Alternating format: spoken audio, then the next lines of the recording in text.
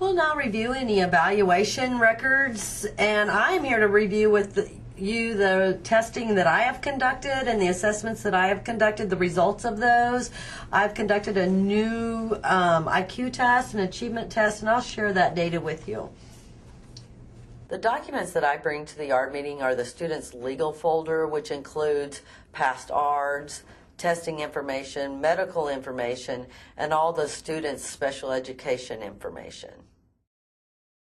My teachers and I work a serious test to show my strength.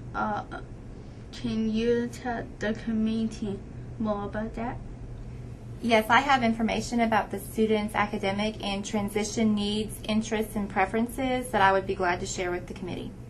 When I prepare for an ARD meeting, I like to meet with the student and the parents, first of all, to make sure that we're on the same page regarding what the student's post-secondary goals are.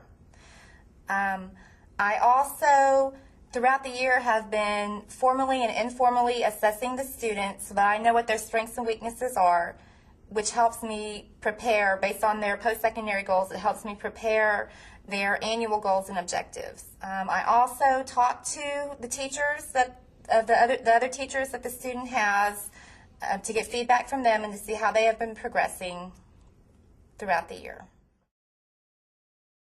The documents and information that I bring to the ARD meeting include the students' updated annual goals and objectives from the last year, the draft annual goals and objectives for the current year, not just the ones for my course, but also from the other courses.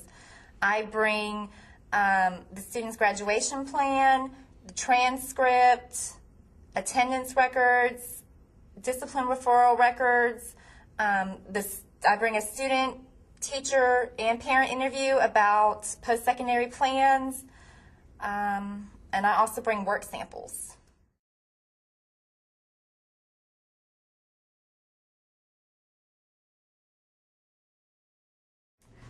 I worked with a student last year, and I'm here to share with the committee information on her skills and progress while she was in my class.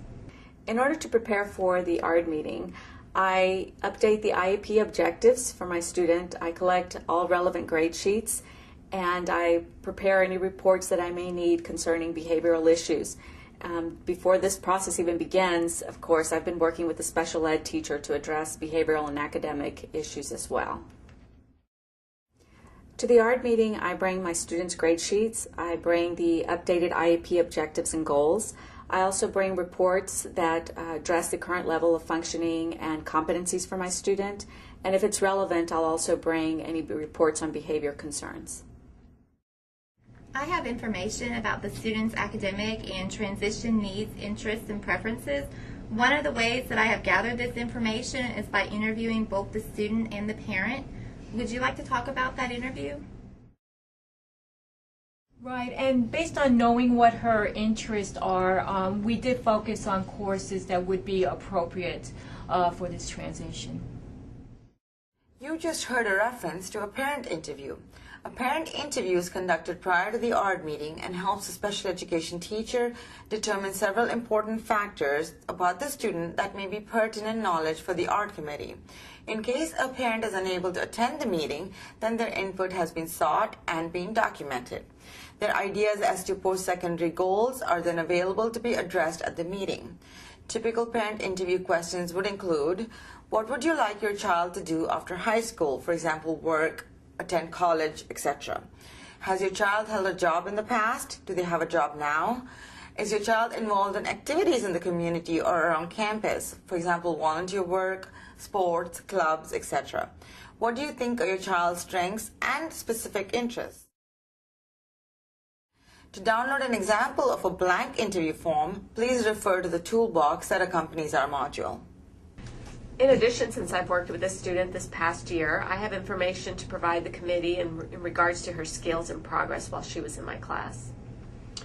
And I'd also like to report that according to our school records, she's maintained a very good attendance record and has enthusiastically participated in both campus and classroom activities. And also, since I haven't seen her in my office for any discipline referrals, she seems to be following our student code of conduct very well, so I appreciate that. Thank you. At this point, do you have any concerns? Usually to prepare for an ARD meeting, I like to review student documentation, look over the progress reports, look at the attendance reports, and see if anything comes out at me that's glaring, to make sure that the student is being successful here in the program. And if they're not, we have to address it in the ARD, and I like to make sure that I know what we're dealing with before we get into the ARD. There is a list of documentation that we actually need to have for ARD meetings. We always have a schedule present to ensure that the student is enrolled in the classes that the student needs in order to graduate. We always have an attendance report that the committee reviews to ensure that absenteeism is not a problem with the student. We like to have progress reports. Our parents get those every 3 weeks, and we also present those at the ARD committee meetings to ensure that the child is progressing in the classes. My office always runs a discipline report to see if we have to address a behavioral intervention plan in the ARD.